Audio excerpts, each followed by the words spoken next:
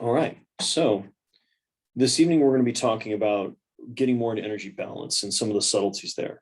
So when we kind of start off talking about the joys of really energy balance, well, it turns out we need energy in order to just maintain our normal daily functions. And the way we get this energy is from breaking down fats, carbs, and proteins. So obviously, based on the things that we're taking in. Now, the energy that we're using is going to be harnessed from breaking down chemical bonds. And we break those chemical bonds, we're then going to be able to do mechanical work. We're going to be able to build protein. We're going to be able to perform whatever actions we need to inside of our cells.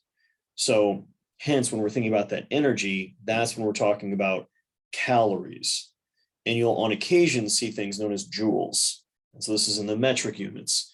And so you can see our conversion of 1 kcal is the equivalent of a little over 4 joules.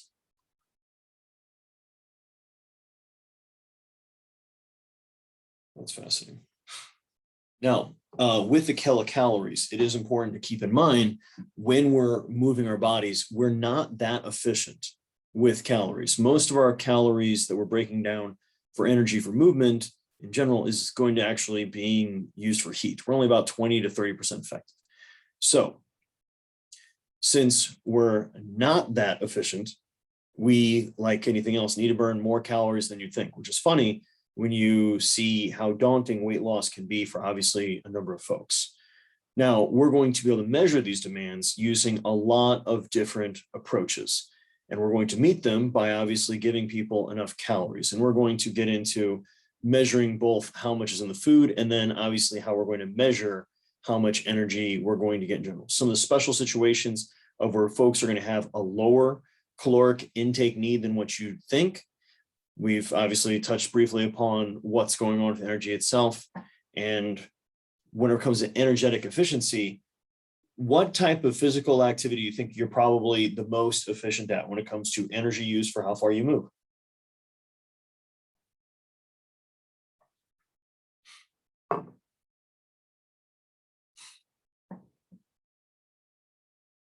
Yeah, humans are very efficient at walking.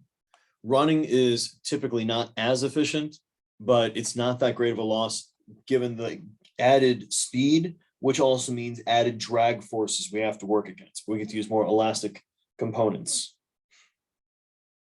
Yeah, walking is going to be more efficient though, Paige. Then think about if we just said you had 100 calories to consume and travel as far as possible. So the most efficient way to use those calories to travel distance would be to drive a car. Now, after that, you would have something like ride a bicycle. Now, if we're going to go inefficient for a given distance, we could talk about bear crawling that distance or going or swimming, where we're nowhere near as energetically efficient. Now, what we have pictured here, guys, what's known as a bomb calorimeter. So literally, you essentially burn the food and then you measure the amount of energy that happens to be being released. So effectively, since the water it's inside of is being cycling, you'll see how much your temperature is going to change. And from there, we're able to discern literally how much energy is released. So we're going to measure our energy content of food by effectively not just looking at the total amount of calories that are in it, but also how digestible it is. So what you guys see here is we have protein, we have fat, and we have carbohydrates. Now, it's kind of hard to tell, but we're going to find pretty much all of our animal proteins have a digestibility coefficient of about 97. Now, once we start getting into our plant-based, so notice we're looking at more plant-based foods, cereals, legumes, vegetables, fruits, we can see how that becomes much lower. And that's just the simple reality of the bioavailability is not as great. With our fats, we're going to have pretty good bioavailability in general. It's going to be a little bit lower for vegetable fat as opposed to animal, meat and egg, and dairy products. And then finally, when it comes to carbohydrates, notice we're still going to digest somewhere in the 90th% or in the high 90s. We're pretty efficient at breaking down calories. the key is if you have a question of whether you did or did not break down a food, check in the toilet, see if you see it a second time. If you see it a second time, you did not break that food down. Now, the amount of energy we're getting from carbs, fats, and proteins is a little bit different than what you'd actually expect because of the amount of bonds, both double bonds and just in the length of the carbohydrate molecule. We're going to see that actually glucose itself is notice a little bit less than 3.7 or a little bit less than 4 kcals per gram. Whereas when we're breaking down complex carbohydrates, it's actually going to be slightly higher, but it isn't something that we're going to worry about when it comes to doing your calorie intakes, but just understand that's the reason why we tend to give ourselves in a perfect world, a caloric value of about 4.2 kcal per gram. Now, fat's interesting in of itself as well, because the shorter chain fatty acids actually are going to have a little bit less kcal per gram compared to our long chain saturated fatty acids, where we're going to have a little bit higher than the 9.0. So on average, each gram of fat is actually about 9.4 kcal. For your projects and otherwise, guys, we're going to run that at 4. But the one that has the wildest, like most higher or so much higher than you expect, actual caloric loss per unit is actually going to be from protein. That's why it's going to round down, because of that efficiency, only be in the 90th percentile. So because we have to use so much protein, our energy to break down protein, we're going to find that we're literally going to have a true bomb calorie per gram of over 5.5. But you have to use about 20% of the energy in the protein just to digest it, which then it's going to be down to about 4.6 kcal per gram. So once again, we're not that efficient. We're just doing our best we can. We're trying to harness the energy that we're getting from breaking down these foods. So notice, obviously, the amount that we're breaking down, I've said the 20% before, we're going to be releasing a lot is heat. And that's good because we're trying to maintain a relatively consistent body temperature. And like anything else, when we do have that increased body temperature, we're in turn going to start to sweat, which is in turn actually going to require a little bit of energy output from the body to go ahead and do so. So we have a wide variety of ways that we're going to go ahead and measure our energy expenditure. So what we're going to have you guys go ahead and do,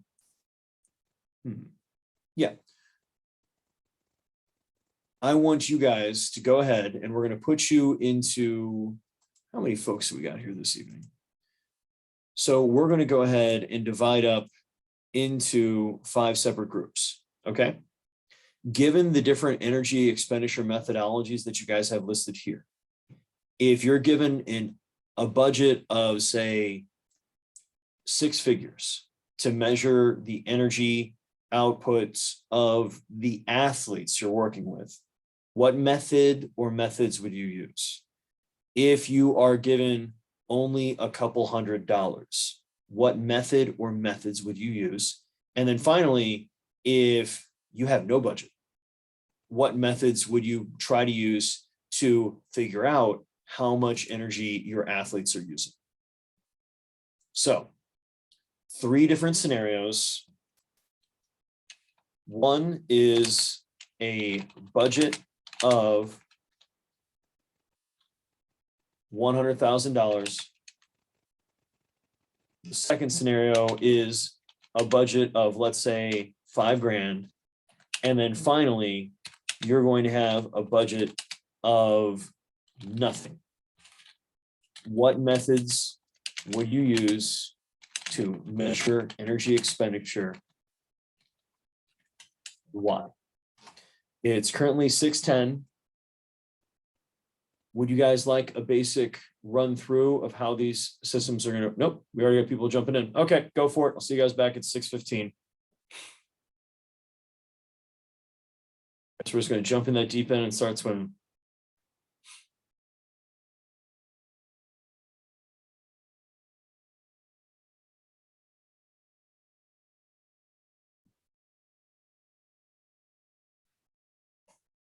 London, you having issues joining your group?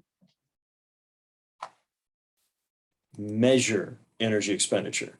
So with direct calorimetry and much less the suits, we're literally getting an idea of how many calories you're burning. They're really expensive, but they're good because you can get a pretty good guesstimate. Now, indirect calorimetry is going to be looking at more like gas exchange, and we're talking about like things like breathing. Now, that's where kind of the same spirometry, respiratory chamber, Douglas bag, which is an old school thing. You would literally fill individual bags with expired gases and then break them down individual. Nicer ones are going to be new ones like the breath by breath systems. And then looking a little bit through substrate utilization. So we're effectively trying to get an idea of things like RER, how much carbs you're using compared to fats. Now, doubly labeled water is something we literally have you drink, and then we look at the speed at which your body gets rid of it. So then we have to measure your urine, but it also can look at calorie turnover, just like bicarbonate. And then you got really cheap options, like we can follow heart rates, we can have them wear Fitbit, Garmin, Apple Watch, anything that's going to go ahead and track their steps and their overall movement. And then we can obviously just have them write things down. So you've got a lot of different ways that we can measure. Now, true, like actual calorimeters that you have to occupy and be physically inside of. So we're talking about like chambers where you'd be living in. These are not that big of a room. This dude must be really short, and this bed must be like a toddler's bed because they are not big. And they cost typically a little over $100,000 to install. So running them are obviously pretty expensive, but you get to get a really good idea of people's calorie turnover, much less ones where you can do exercising inside of.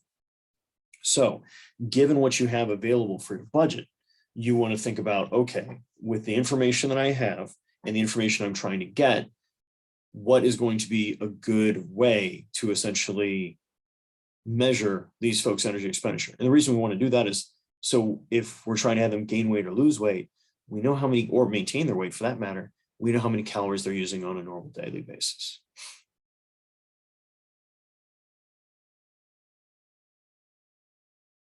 Okay, that definitely helps. I have a question myself. For in the chat where you put what we're supposed to do, is it group 1, group 2, or does each group do 1, 2, and 3?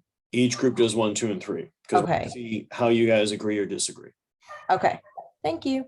Okay. I'll see you guys out of here in just a little bit.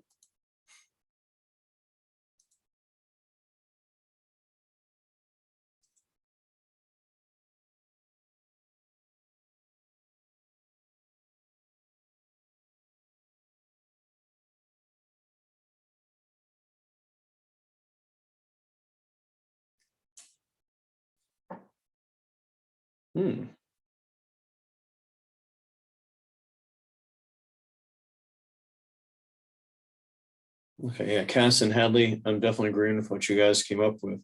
Like anything else, don't hesitate to use multiple methods, because just like with body composition, the more methods we're using, the better job you're going to typically do with being able to obviously discern your accuracy.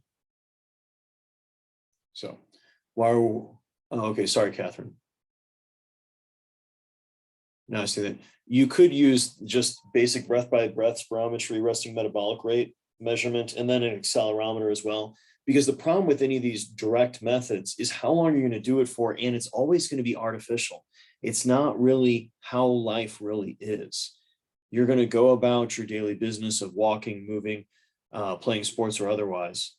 So yes, and a heart rate monitoring page, you still have to have the money to have one of those. And that could be a little expensive for most folks. So we can always just use metabolic equations and try to do our best estimates.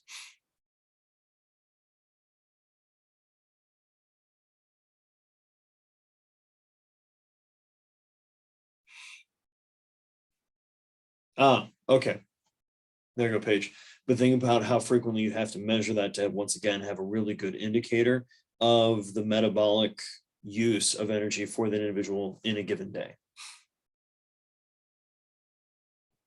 So here's an example of those Douglas bags, spirometer, and then newer VO2 equipment that you're going to actually be able to measure the gas exchange on a daily basis.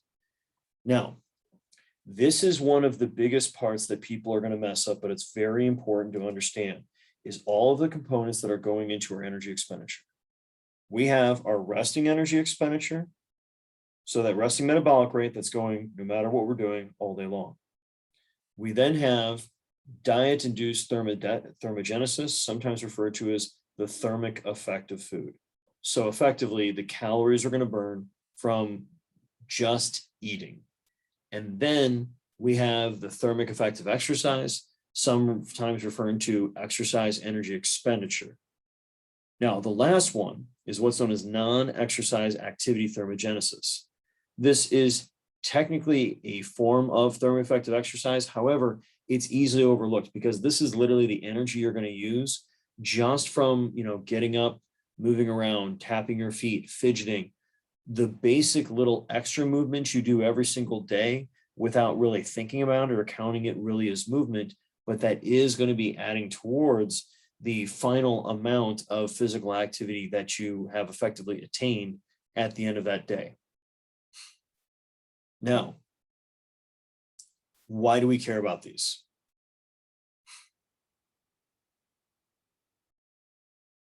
Why do you think we care about these?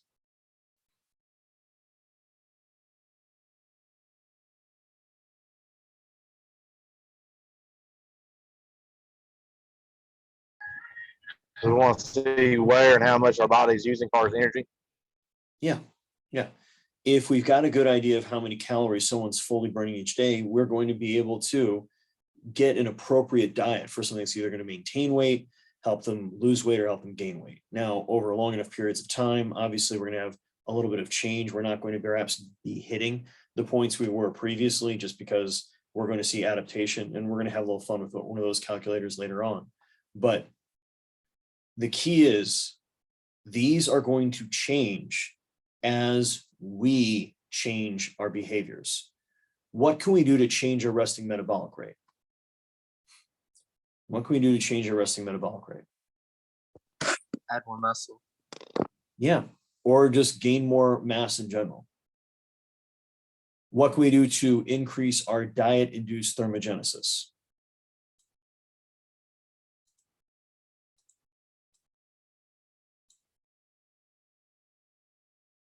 What can we do to increase our diet-induced thermogenesis? Eat cleaner food. Well, I mean, I don't think you should put a lot of soap on your food before you eat it. That's not really a healthy decision. It's going to really be either eat more food in general or eat food that happens to have higher amounts of protein in it. Be careful about clean versus dirty eating. It's just kind of, it's more of an abstract concept, typically originally kind of started from bodybuilders that were using a whole lot of hard drugs that were going to kill them quickly. So they were trying to do everything else possible to decrease the negative effects on their cardiovascular system. So there is something to be said about trying to avoid certain amounts of processed food in certain ways. But remember, that's a very nuanced conversation. Now, how we increase our thermic effect of exercise, we can just exercise more. But how can we increase our non-exercise activity thermogenesis?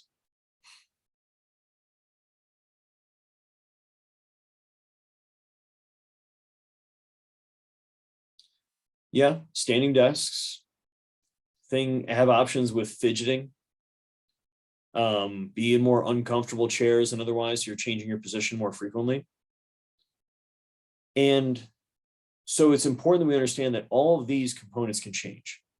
So when we change somebody's diet, well, maybe they're not gaining weight because they're exercising more, their non-exercise activity thermogenesis is going up because they're in a caloric surplus. And as they're gaining mass, their resting metabolic rate is going to increase.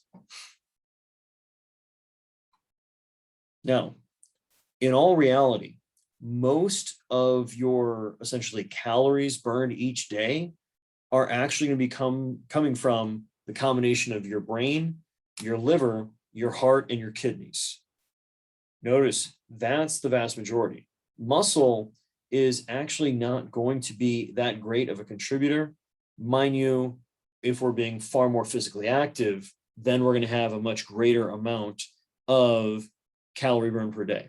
Because notice the metabolic rate per kcal per kilogram of that mass per day is massive for everything outside of your own muscle. Now, adipose itself has its own metabolic rate. It's more like 2 kcals per day.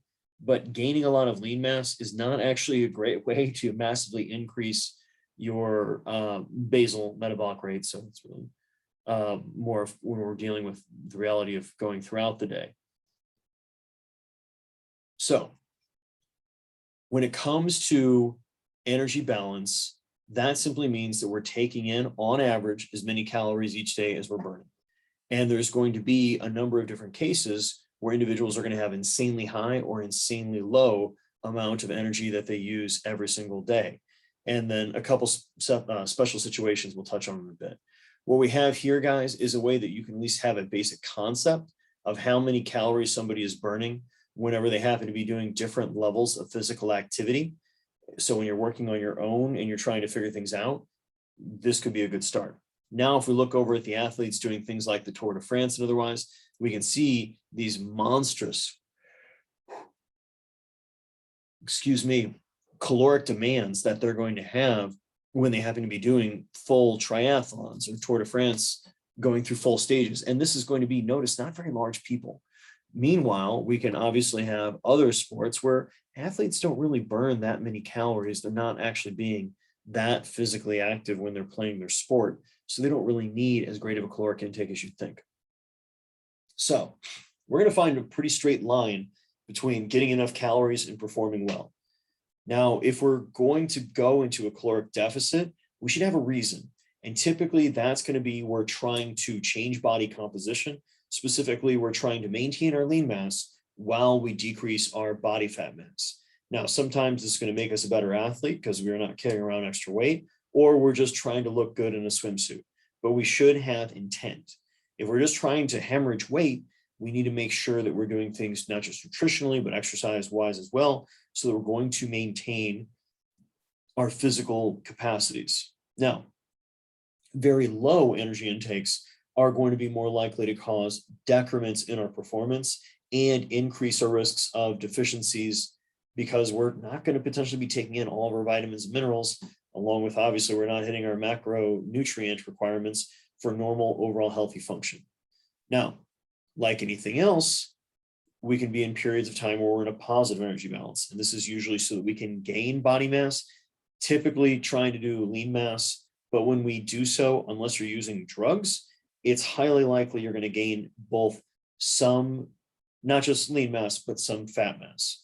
And so a really good effective bulk would be like a 3-to-1 of, for every 3 pounds of muscle, 1 pound of fat.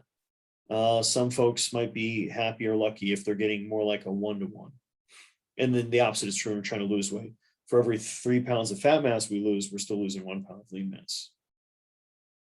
Now, when it comes to lower limits of energy expenditure, and this can be looking at that combination of everything together, you're going to sometimes see inexplicably low caloric needs from certain groups that have effectively had to starve themselves for too long. Gymnasts can be one of them. We're going to talk about some of the issues with some ballet dancers in references. And then other athletes, due to having such huge amounts of physical activity, this is that triathletes, these are going to be individuals competing in the Tour de France, ones that are literally burning thousands of calories each day through exercise. So they're going to need to have massive caloric intakes in order to maintain their body mass. Now, it's relative to size. Obviously, there's examples of different pro strongmen and otherwise that have huge caloric intakes, so they can maintain a body mass of obviously well into the 400 pounds. So you're going to find examples of a number of athletes in those very small and quite frequently aesthetically oriented sports where they might literally only be taking 1,000 calories per day. Now, this is going to be sadly due to years of literally starving themselves, and their body has been working in effectively not the best state for total caloric intake. Now, just because this is what they've done doesn't mean this is safe, because it's not, and doesn't mean it's going to be sustainable. They can do this for long periods of time without an injury. And so what you're going to find is we see a stunting of a lot of the process in the body simply because we don't have as many calories coming in. So those individuals, obviously a lack of height, but can also have issues with reproductive function, as well as constantly being cold all the time. That's the thermoregulation. So being careful of this, because it can lead itself into the female athlete triad, which we've touched upon a little bit in exercise physiology, and we're going to touch upon far more later on in this course.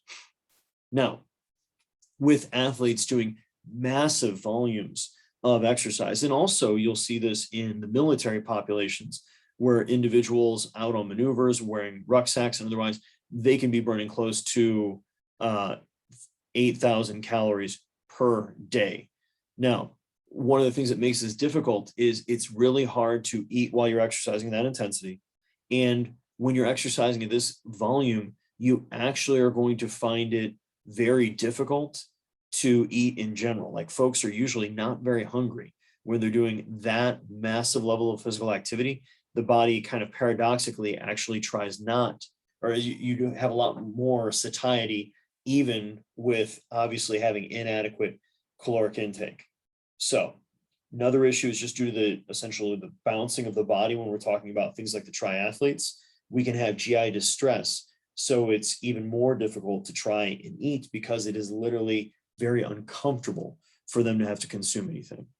Now, what's very fascinating, and this is where when you think about just sheer massive caloric intake, was some of the first groups to go actually to the South Pole. So they, Scott went down there initially, and then Shackleton tried to make it, but his group actually failed. It was actually Roland Amundsen. That's why I got him down here, because he was freaking awesome. Was the first person to make it to the South Pole. But literally, those folks would be pulling that sled outside in the day, effectively with all their equipment for 10 hours. And literally, after being out there for, notice guys, 160 consecutive days at the Antarctic. So we're talking about almost half a year. These folks were typically burning enough calories that on average, a number of them would have been burning literally 1 million calories in that number of days. So you still think about, you're talking about an average caloric burn of 7,000 to 8,000 per day. Now, all those folks lost a lot of weight. In fact, Shackleton's one of his first attempts, a lot of them nearly died. Amundsen did a better job of essentially setting things up to be successful. And it's actually a good article on sledge distance, which we can talk about outside of class. If you guys ever trying to work on a big project and kind of want something to give you an idea of how to be consistent making progress, talking about sledge distance can be very useful. So this is just a blown up version of the total amount of calories that individuals are going to be burning, depending on, notice guys, body size.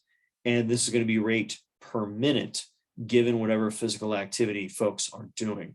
So you can use this as well for how you're going to go ahead and be burning enough calories as you're going through and working on your projects. So the next fun thing we're going to go ahead and do is have you guys break down a couple different, essentially more recently popular diets. Okay. So see, I've got a lot of things in here that I'm going to be posting in. So in your same groups, okay, you guys are going to be breaking down these diets that as I have listed as is. So they're all currently now in the chat. I want you to do your best to try to extrapolate how many calories it's going to be, how many grams of carbohydrate, proteins, and fats, and then how much is that diet really going to cost.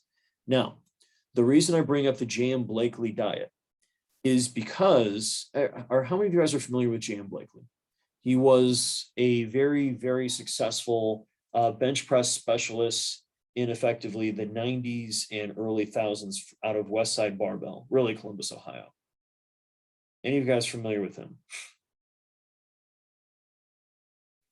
Heard of them. Yeah, he's the gentleman that came up with the JM press, which still a number of people use to this day to help work on their tricep strength. Now, his diet when he was trying to bulk, and in literally 1 calendar year, he went from a body weight of 198 pounds to being 308 pounds for competition, and then all the way back down to 198 pounds. This is how he did it. Every morning, you go to a fast food restaurant, you buy 4 breakfast sandwiches, you put a hash brown in between each bun with a full packet of mayo, and that's your breakfast. For lunch, you go to a Chinese buffet and you eat for a full hour. If you vomit, you stop the clock and you restart and you go and you eat for an entire hour. Then for dinner, you eat an entire large pizza from whatever place you want with every single topping you can get. And then you pour an entire cup of olive oil on top of it. And that's why you'll never be 300 pounds, Paige. And then throughout the day, in order to keep insulin high, you eat candy bars. So it is an insane diet of way, way too much stuff, but it is meant to be, I guess now, based on Josh's statement earlier, this would be a great example of a more dirty bulk. Yes. Well, olive oil, vegetable oil, corn oil, just any oil that's not castor oil. That's literally the original line. And when you put that cup of oil on top of that pizza, guys, you need to think of that pizza as your enemy. That pizza is between you and your goals and the weights you want to lift. And if you want to get there, you've got to eat that entire pizza. I'm seeing a lot of excuses, not a lot of solutions. Now, the other one that I enjoy, that I think is kind of fascinating, is Dan John's diet. So he calls this the you can eat anything you want diet. You can eat anything you want after you've eaten 2 pounds of broccoli, 1 pound of Granny Smith apples, 1 pound of wild salmon, 2 pounds of celery, 1 pound of romaine lettuce, 1 pound of peppers, green peppers, yellow peppers, red peppers, your choice.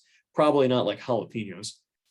Drank an entire gallon of water, had an entire pound of plain kale, and an entire pound of butternut squash. After that, you can eat anything you want.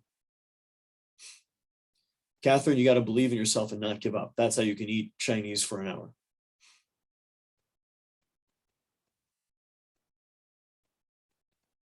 Yes, and that's part of the reason why I want you guys to break down the cost of that. The vertical diet has been popularized recently by, and that's a lot of every single one of those vegetables, Hadley, and that's the point.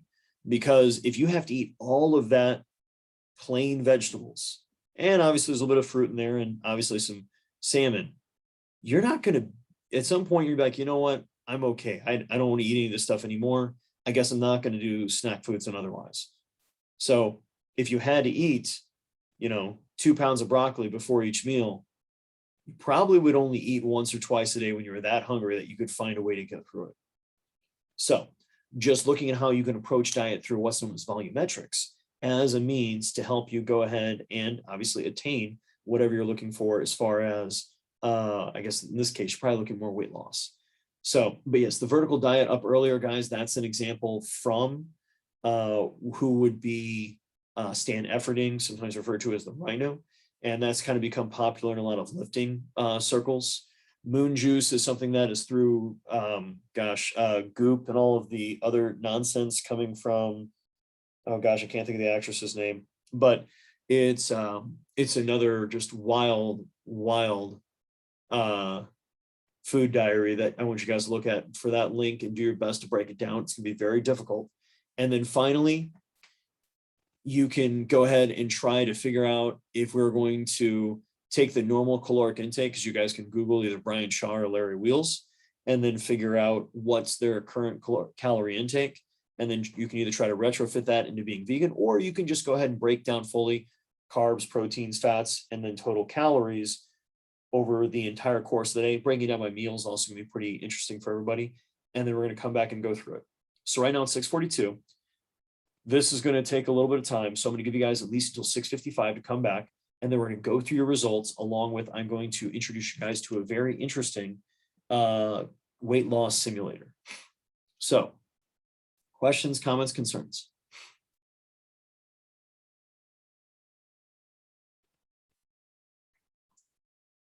All right. We've got our 5 groups. We've got all of our stuff set up. Whenever you guys are ready, go ahead and hop on in. Can you resend me that group? I exit off of it.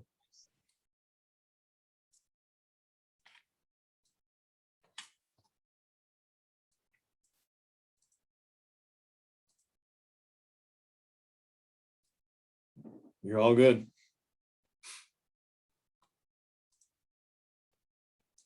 All right, guys. So you guys are putting stuff back up in the chat. Hopefully you guys can all see it. That's okay. Colleen, we'll see what you guys got through.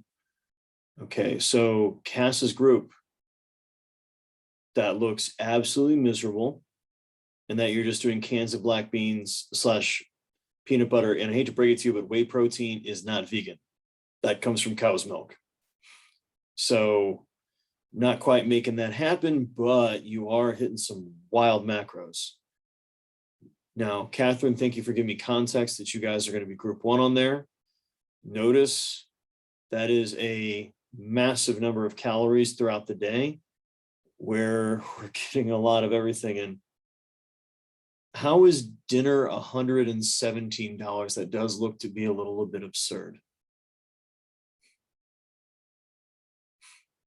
think That it's was a supposed to be typo. It's supposed to be 1748. I just put an extra 1 in there. All right, I was like, that sounds like a very fancy pizza, but Yep, my bad. no, it's okay. It's okay. That's why we talk through things. So Colleen and group, go ahead and kind of talk us through what you guys got through. And it's okay because that one should be just straight up insane.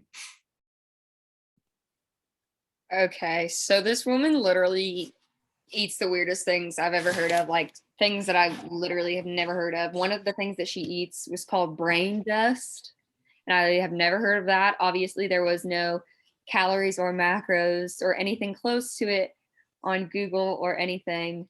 It was literally so hard to find anything about what this woman ate. So she'll eat like a little salad with zucchini ribbons and pine nuts and olives, and that's like maybe like 100 calories for that. Her macros are also pretty low. Like I don't know, she just eats the weirdest stuff. She drinks a lot of tea and a lot of green juice, and we tried to find as many recipes and like break down as much as we could, but it's literally like the craziest stuff ever. It was all from her company, Moon Juice, which I also tried to look up, and they didn't have any of the nutrition facts on their website or anything. So it's like, I mean, we couldn't really do that much, but her diet sounds really expensive. And it sounds like it's a lot of stuff that isn't backed up by science at all. Like one of the things that she drinks is like seawater. She takes like little shots of seawater, and I'm don't really think that that's going to help her in any way. But I mean, I guess if that's what you want to do, go ahead. Yeah, decent laxative depending on what sea you're bringing it from. So, Paige's group, whenever you guys are ready, were you in the same group? No, you guys were in a different group. Go ahead and break through what you guys came up with.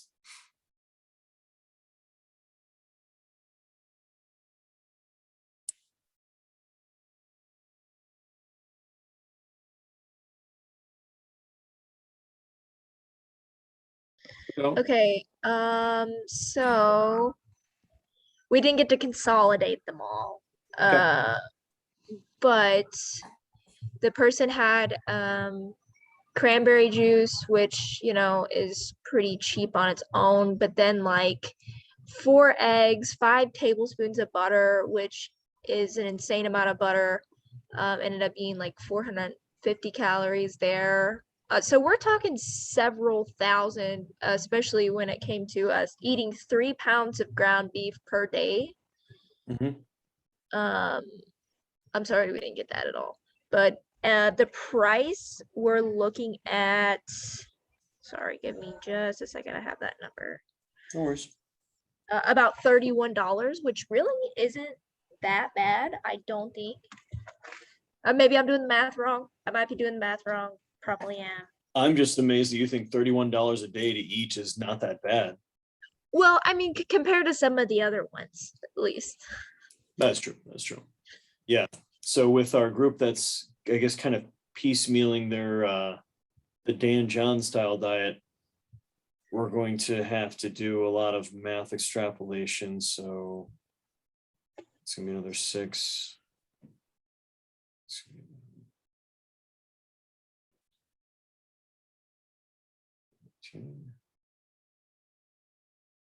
So yeah, looks like altogether that's diet still costing you $23 a day. And that's a whole lot of food and fiber for not as many calories as you'd probably think, given everything you have to consume. Looks like calorie wise,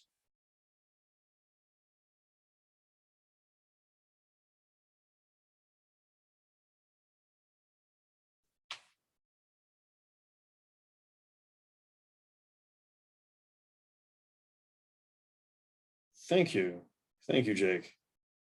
So just a little bit over 2,000 calories, and you've literally had to consume over 10 pounds of food. And obviously, we're we're also factoring in water there as well. So different and kind of insane approaches, but like I said, I want you guys to look at it. I still can't get over, Cass, oh God, that just sounds miserable. 54 cans of black beans. What toilet is going to survive that? Yeah, it's 1,000. Yeah, that's what I was thinking. Yeah. Poor man. Those carbs are mostly coming from fiber. Yeah. Anyways. So we have here, guys, that you guys can see on the main screen, on what I'm sharing, is going to be a calorie calculator, specifically if we're trying to go for certain weight change goals. So we are going to go ahead and we'll pick on me because it's easy. So we'll say I'm 213 today, which might be a bit light. I'll go home and eat my feelings. Old, so we'll just be, we're gonna lie about my age because that isn't my age, but whatever. We're gonna go with being very gentle with what my actual height is, and then notice physical activity at work or school. I'm an academician, it's about as light as it gets. So notice sitting at the computer most of the day or sitting at a desk. Physical activity in leisure time. Activity at least once a week, walking by, once a week. Intense walking, bicycling, or sports. Yeah, I'll get myself active. So I'm going to go ahead and from here, that gives you my estimated physical activity level. So we're going to actually switch us to expert mode so we get to do all the fun stuff. Okay. What should my goal weight be? Somebody give me an option that doesn't sound absurd. Maybe even if it sounds absurd, go for it. What should my goal weight be?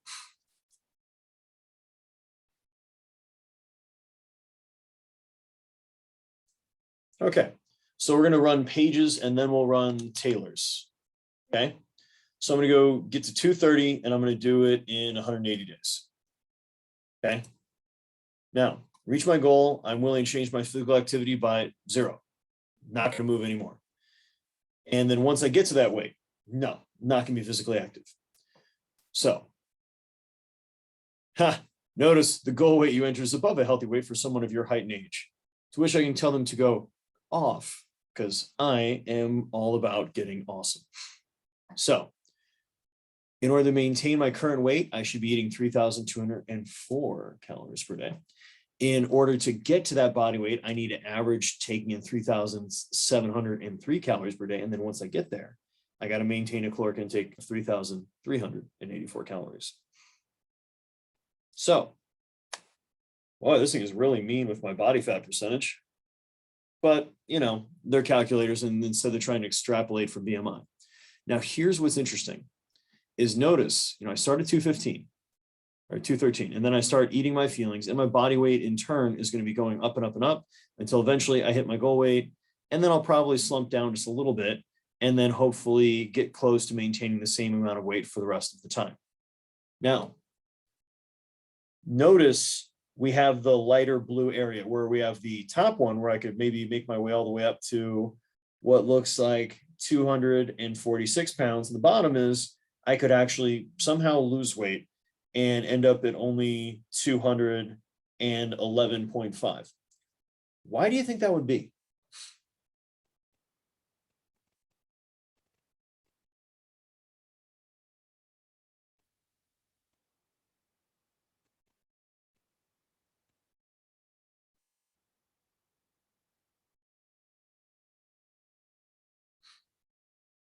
Why would there be this variance, guys?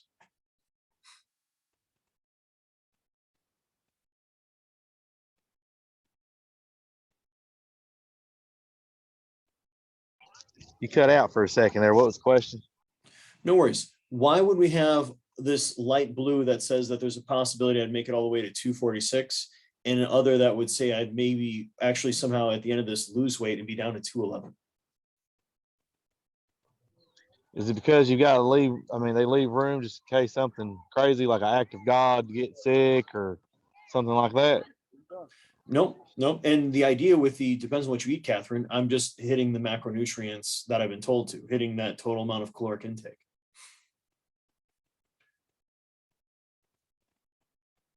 So if I follow this program to the letter, why does it still think there's a chance that I could gain even more than I was hoping for or lose? If your activity level changes, and if I you're said I in a wasn't going to change my activity levels.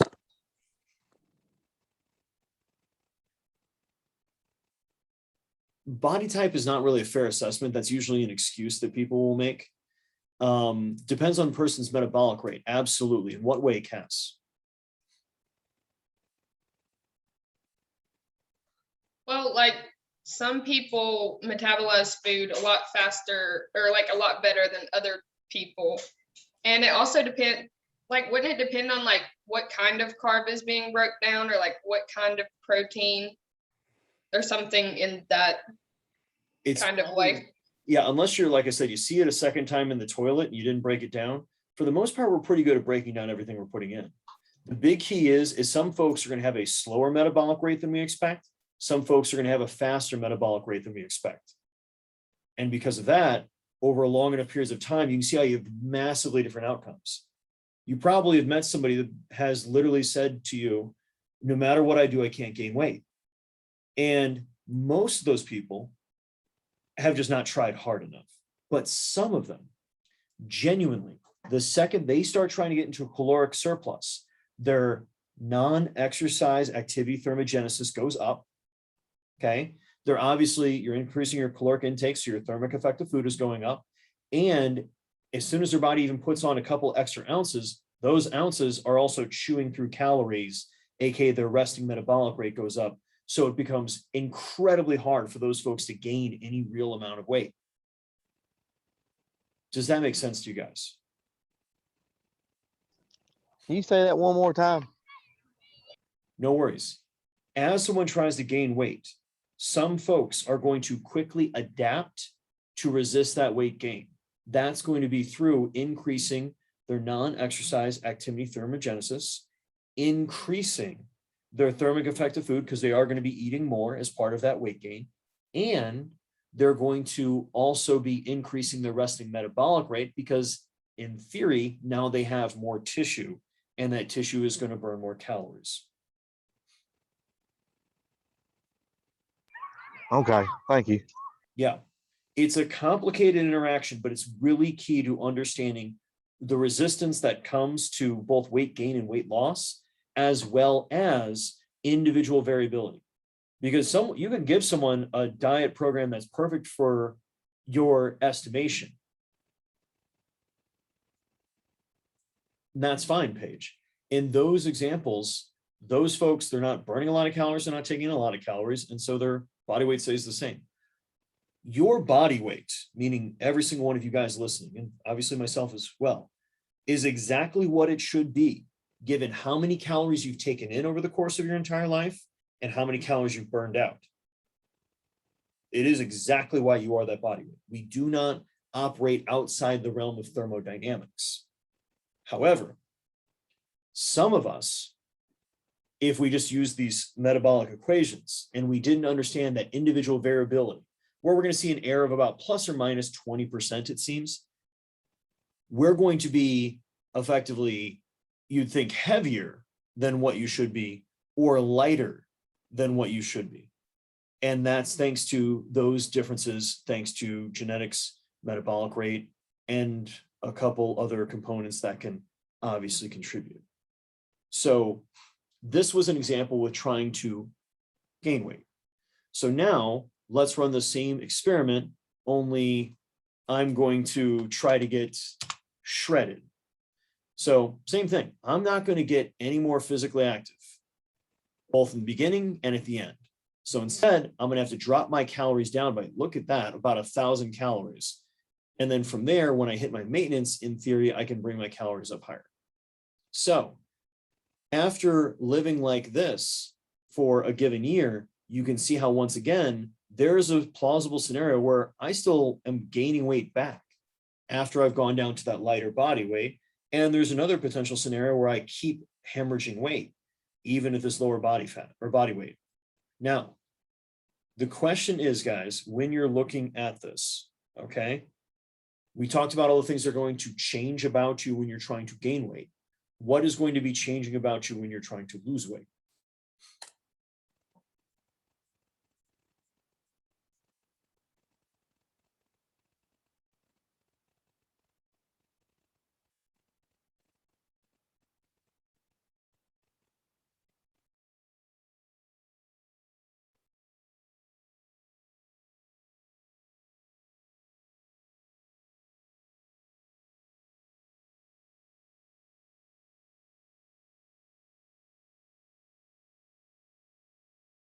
Potentially, but think about what's going on. You still have plenty of energy. You've got plenty of body fat reserves you can use. You've got plenty of muscle protein you can use.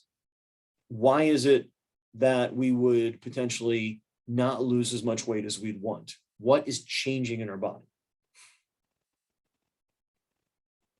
Now, you can actually have a little bit of skin loss, depending on if you were really big in the first place. You'll see that actually change as well.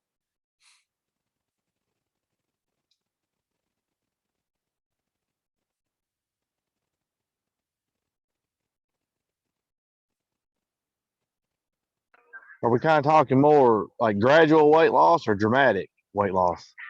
Well, this is meant to be a bit slower over 180 days of a weight loss of about 30 pounds. So it's not really going to be that brutal as far as the rate. But no matter what, even if we're starving ourselves or if we're doing it slowly, you're still going to have some of these adaptations occur. So what do you think is going to happen to our resting metabolic rate when we're losing weight, guys? It's going to go up, isn't it? It's going down. We're lighter. We are smaller. We have less tissue. We don't require as many calories to maintain that. What do you think is going to happen to your thermic effect of food when you're trying to lose weight?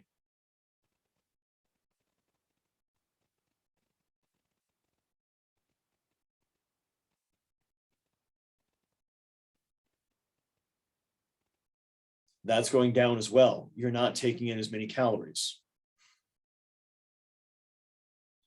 What do you think is going to happen to your non-exercise energy expenditure?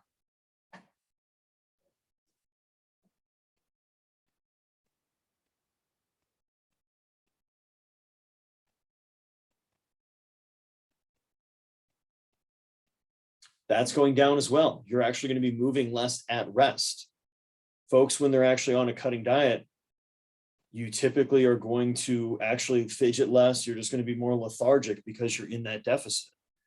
And then the other thing that's going to be another confounding variable is when you're lighter and you're going to go for a run and say you're going to go run a mile, do you burn as many calories in that 1 mile you just ran whenever you're in shape and lighter as opposed to whenever you're out of shape and heavier? Exactly. You actually burn less calories per mile when you lose weight, and you're getting more efficient with your movement patterns. So now you can see graphically how we find ourselves in these situations where we think they're going to lose weight far faster. But we have all these different systems that are going to metabolically adapt and diminish essentially changes in our body over what you'd expect. So it's important to understand. Not necessarily, Tyler, because your heart's going to be larger. So it's actually pumping with more force per beat. So it is potentially actually using the same total amount of energy per minute. It just doesn't have to beat as many times. But this is how we naturally are going to get some resistance to both trying to gain weight and trying to lose weight. Because that's another thing that'd be difficult for folks who are trying to gain large amounts of weight, which is as you gain weight, your body becomes heavier, and now you have to expend more calories to do the same amount of physical activity. So in order to gain weight on top of that, you potentially have to increase your caloric intake even further. And once again, all of this has error. But does that make sense? we already know what all goes into calories in, our protein, carbs, and fat, and alcohol for a number of you guys. And then we know everything that goes into calories out, our resting metabolic rate, thermic effect of food, exercise and energy expenditure, and the non-exercise activities thermogenesis, the NEAT.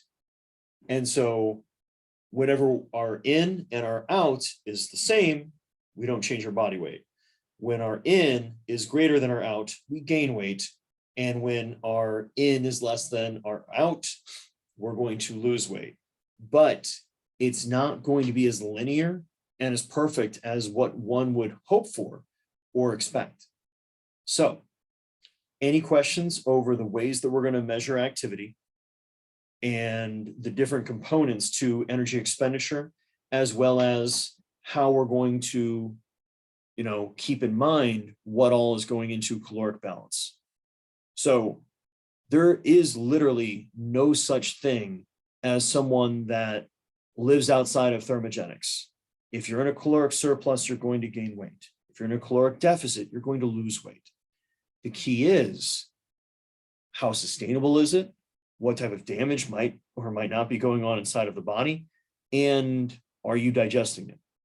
So any questions, comments, concerns? Otherwise, we've gone through the major components here tonight. You guys are going to have obviously one more week of lectures, and then it's time for your first exam, which you guys are going to be doing outside of class. And we're still going to lecture a little bit that week as well.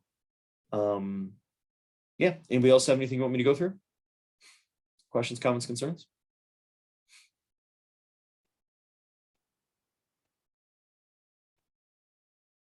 All right, guys. So stay safe out there. Take care of yourselves. And I will see you guys next week. So make sure you stay on top of your assignments and your quizzes and your homeworks. So, all right, guys. Have a great night. And yeah. Bye-bye.